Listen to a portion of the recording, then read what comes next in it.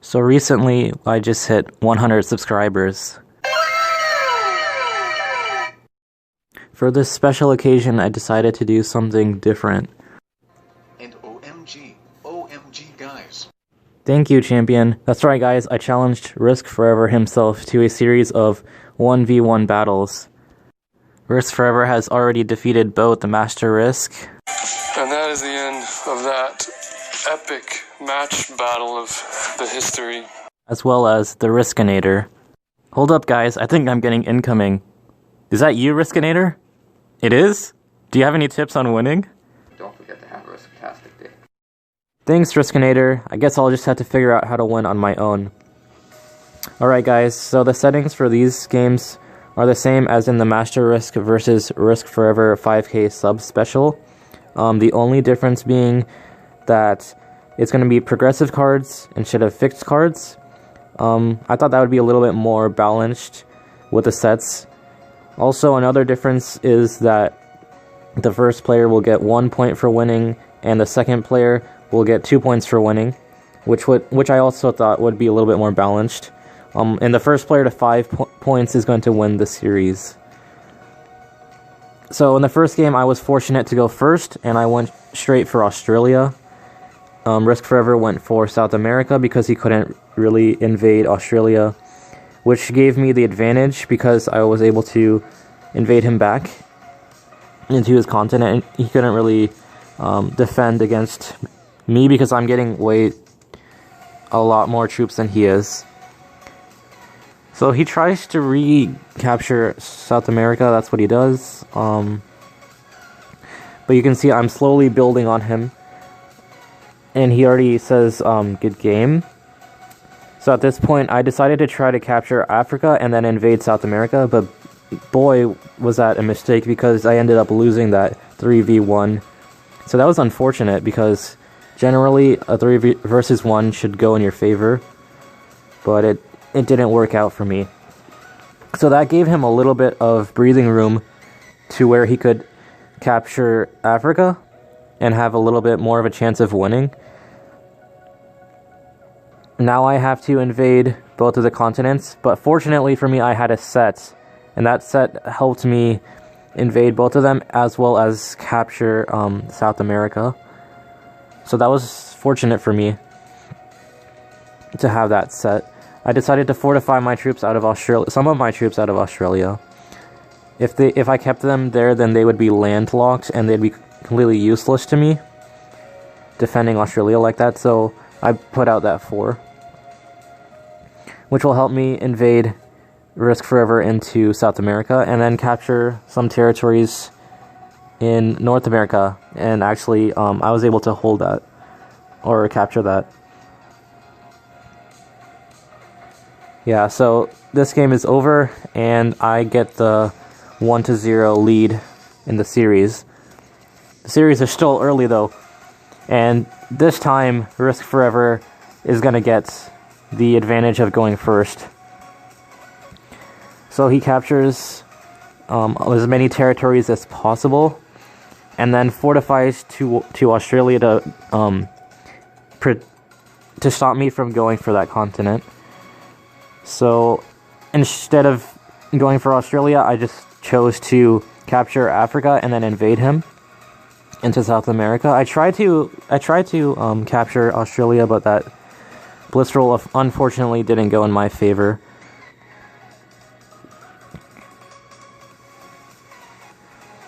So he's able to both capture South America as well as invade me into Africa, and he was able to capture Australia, so I'm in a huge disadvantage.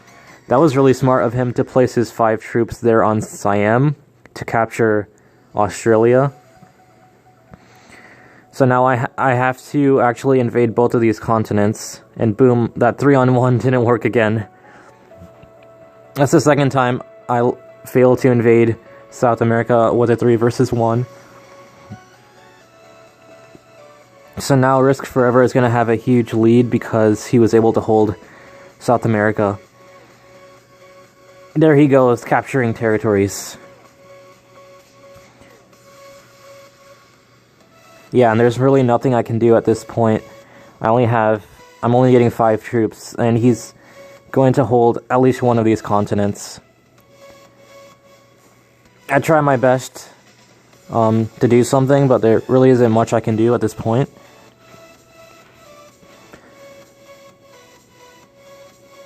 Yeah, it's only a matter of time before he will take me out.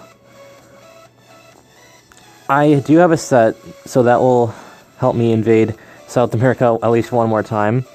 Or Australia. That time I chose to go for Australia. And South America, so I was able to get both of them.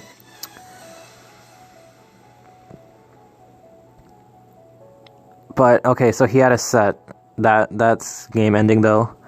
If he didn't have a set, then I would have been able to prolong it, but eventually he would end up winning anyways.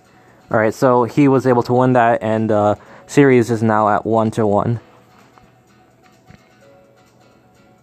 Going into game 3, I am going first, so that's fortunate for me. I can actually go for both South America as well as Australia, and that's exactly what I do.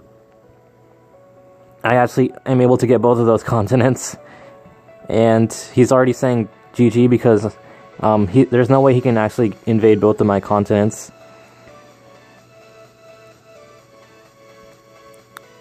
But he still tries to capture a lot of territories. A lot of those 2 versus 1s don't go in his favor. But he was able to get South America.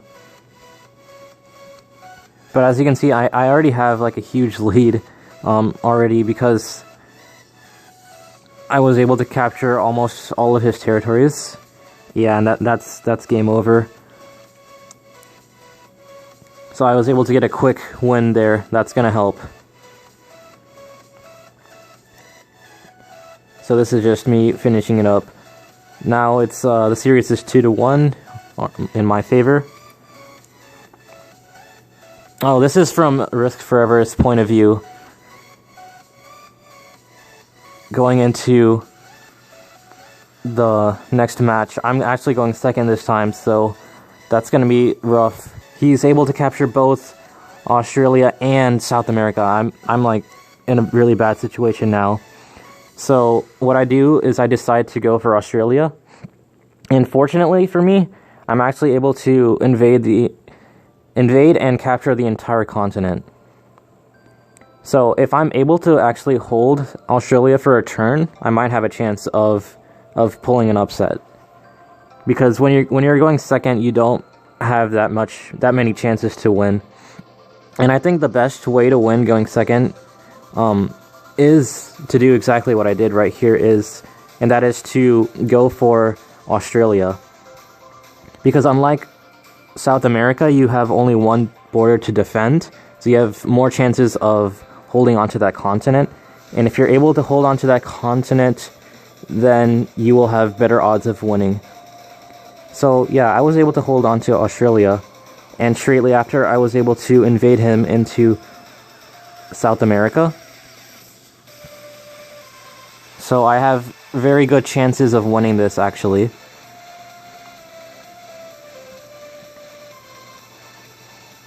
Even though I was going second.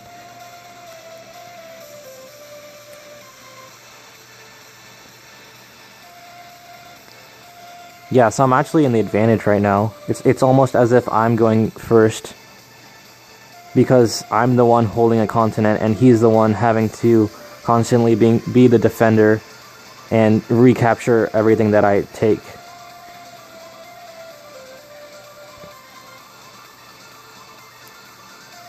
Yeah, so I'm going to be able to hold on to Australia, and that's gonna lead to my victory.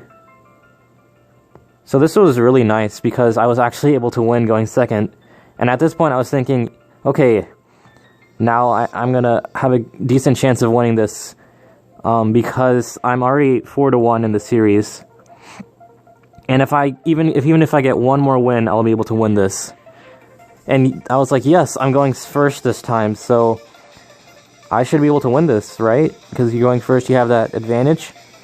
I went for Australia like I normally do when I'm going first, because that's a good strategy. It forces your opponent to have to invade it. I also took some territory in Africa to limit the number of troops that he will get next turn. So this is the only chance he has. See, look. Boom, he wins that. He didn't lose a single troop. That was devastating. And actually, he's able to invade and capture the entire continent. And that's devastating for me. Look, he has the territory advantage. And I'm only getting 5 troops, so that's horrible. So my only chance is to try to invade him. But look at these horrible manual rolls. No dice at all. So now he's got that advantage. This is like the game when I went second and I got Australia. This is basically the same thing as that, because he's able to get the troop advantage over me, even though he was going second. So I try to do something, but it's pretty much over. Look at him, he's capturing all of those territories. This is my final attempt to do something, but I can't really do much. I'm barely even able to take out South America. Yeah, so I already see, as I say, it's a good game. There's nothing I can do, so on to the next game. Risk4Ever has 3 points, 4-3 now. Oh no, I'm going second again. So the Risk4Ever has high chances of winning this, and if he's able to do that, then it will go into the final game. And look at him, he's already got Africa. And he placed some troops in Australia. That was really smart. That will make it such that I can't take Australia for myself. And also in the next turn, in the following turns, he will be able to go for Australia. So what I do is invade Africa and then take territory and take as many territories as possible, beginning in Asia. And that's also what he does is the same thing. He takes as many territories as possible also in Asia. So he has the territory advantage, and once you have the territory advantage in a 1 versus 1, especially in if it's progressive cards, then you're gonna end up winning that. You're gonna have a really high chance of winning that, because over time you're just gonna get more and more as your opponent gets weaker and weaker. And boom, he's able to actually capture Australia and Africa. I can't even invade him into Africa, so that just shows how much behind I am than he is. So my heart is racing a lot at this point, because I had the chance of winning that, because it was at one point it was 4-1 and I was going first. And now it's 4-4. So it comes down to this final game, guys. Fortunately for me, I'm going first, but I'm not so sure that I'll be able to win this because of that other game where I lost going first. So I'm not too confident about this. I am able to capture Australia and then take a lot of territory, so that's going to be good for me. And it all comes down to this blitz roll. 9 against 6. Oh wow. He's not able to win that. He gets very unfortunate with that.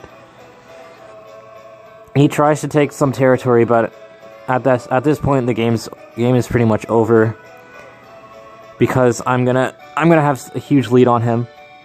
And look, I've already almost won this. So I end up winning this, and that's the end of the series, 5-4. I just want to thank Risk4Ever for accepting to play on this very special occasion.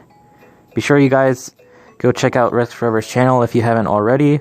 I'll be leaving the link in the description and the comments. Thanks for watching, guys.